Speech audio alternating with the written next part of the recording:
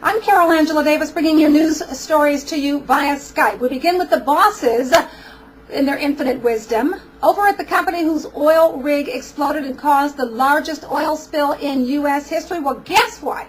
They're getting big bonuses for safety. Now, that's not corporate America out of whack. Nothing is. Also today, the U.S. economy is steadily improving, and we've got the proof. Plus, the foreclosure market, however, still looks a little bad, but we can work with it. Also from Libya, the woman who cried rape, well, she is missing. That's what her dad says. And then they say, this is from Japan, they say they expect to die. Oh, yes, that would be the workers still trying to avert an all-out nuclear disaster in Japan. Stay with us. We'll be right back right after this. Yeah, you know what I think happened? Attention, all Medicare beneficiaries who need assistance getting around their home. Imagine one scooter or power chair that could improve your mobility and your life. One Medicare benefit that, with private insurance, may entitle you to pay little to nothing to own it. One company that can make it all happen. Your power chair will be paid in full. The Scooter Store. Call the Scooter Store for free information today. Call 1-800-461-9430 and we'll send you this lighted magnifier just for calling. Call the Scooter Store now. Hi, I'm Carol Angela Davis, coming to you via Skype with your latest stories in the news. It looks like messing up the environment is big business, and it is extremely profitable. Remember Transocean? You remember that company. That's the company that was involved in the explosion of its oil rig. You know, the one operated by BP that killed 11 people and spilled about 200 million gallons of oil into the Gulf of Mexico. Well, apparently Transocean gave its top executives bonuses for achieving the, quote, best year in safety performance in our company's history. Now, either that company is really pathetic or they ought to be ashamed of themselves, one or the other. The company said in a regulatory filing, they had the nerve to say this in a regulatory filing, and no one takes them to task. Please pay attention to this. The company said in a regulatory filing that its most senior managers were given 2/3 of their total possible safety bonus. All right. Though Transocean did note, quote, the tragic loss of life, unquote, in the Gulf, not to mention the loss to business and to wildlife, but who's counting? Anyway, the company noted its, quote, tragic loss of life when the rig operated by BP exploded, but it said the company still had an exemplary, they used exemplary, yes they did, safety record because it met or exceeded, isn't that amazing, certain internal safety targets concerning the frequency. Oh, I guess if you only spill 200 million gallons of oil into the Gulf once, it's okay. And severity of its accidents. Severity, how about this? We know that was the largest offshore oil spill in U.S. history. They'll be ashamed of themselves. Now, how much did the execs get for totally messing up everything? Well, apparently the total bonus of CEO Steve Newman last year was, are you ready for this? $374,000.62.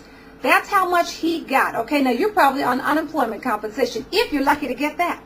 That's what's going on in this country. Please be vigilant. All right, let's go on to the next story in business news. Apparently, the backlog of foreclosures is outpacing the monthly sales volume by a factor of 30. Now, these foreclosures are expected to re-enter the market, of course, as REO properties putting even more downward pressure on U.S. home values. According to the February Mortgage Monitor report by Lender Processing Services, delinquencies do continue to decline, and banks' modification efforts have begun to pay off, though I don't know how, because I don't know anybody who's been modified. Do you?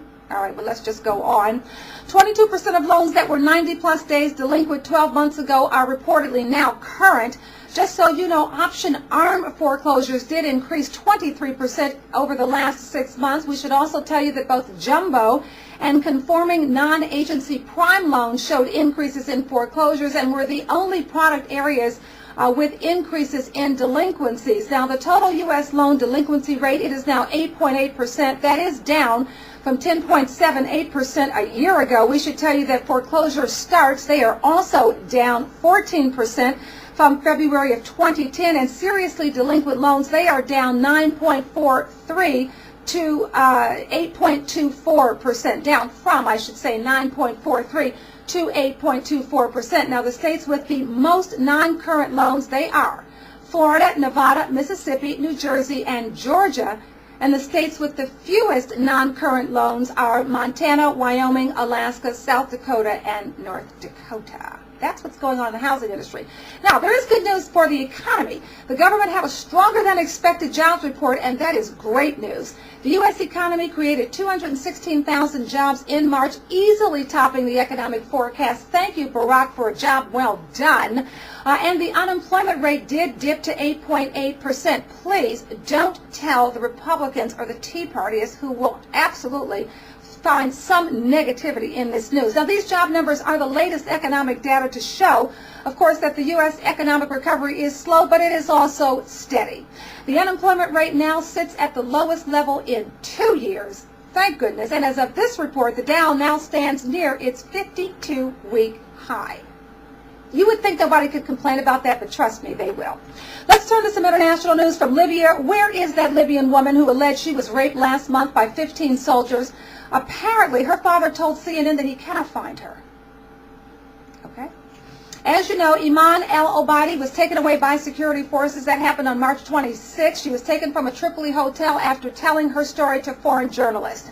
Showing bruises to her face and legs, she claimed she had been held for 2 days and beaten and raped by 15 soldiers of Muammar Gaddafi's army. Her father suspects that she is now in prison. He is hoping that she is still alive. The woman is from the town of Benghazi, and you remember that town. It is a stronghold of rebels who are trying to topple Gaddafi from power. So, let's stay on that story. And then finally from Japan, and in that Japan nuclear disaster, the official death toll now 11,828. Another 15,540 people are missing. The hardest hit area, Miyagi Prefecture, 7,000 dead, followed by Iwate, 3,400 dead, followed by Fukushima, 1,000 dead. Aftershocks, you should know, they do continue to rattle the region. Saturday, a 5-magnitude earthquake shook the Ibaraki Prefecture south of Fukushima. We should tell you that the Japan Meteorological Agency says some areas are also likely to now see temperatures below zero, which of course further hampers all efforts. Meanwhile, workers repeatedly exposed to high radiation while they are trying to avert that nuclear disaster there in Japan, they are now saying they do expect to die. Yes, they expect to die for their efforts. That is the word from one team member's mother. You remember them? They're the so-called Fukushima 50, a group of about 300 technicians, also soldiers and firemen. They are working in shifts of 50 at the earthquake-crippled Fukushima Daiichi nuclear power plant. Now, we're going to tell you this, as French President Nicolas Sarkozy says, the world must have global safety standards in nuclear power, and it must happen by the end of this year. Let's all support him in that.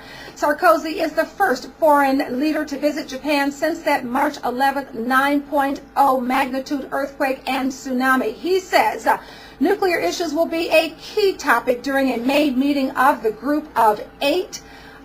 Ministers, you know, that's going to happen in France. Meanwhile, Japan, we should tell you, is asking trading partners at the World Trade Organization not to overreact by unnecessarily restricting food imports over fears of contamination. I don't know how we could possibly overreact. I mean, my goodness gracious, we're scared to death. A number of international food companies have already banned Japanese products based on these fears. Those are your stories. I'm Carol Angela Davis coming to you via Skype, and I'll see you next time. Have a great day.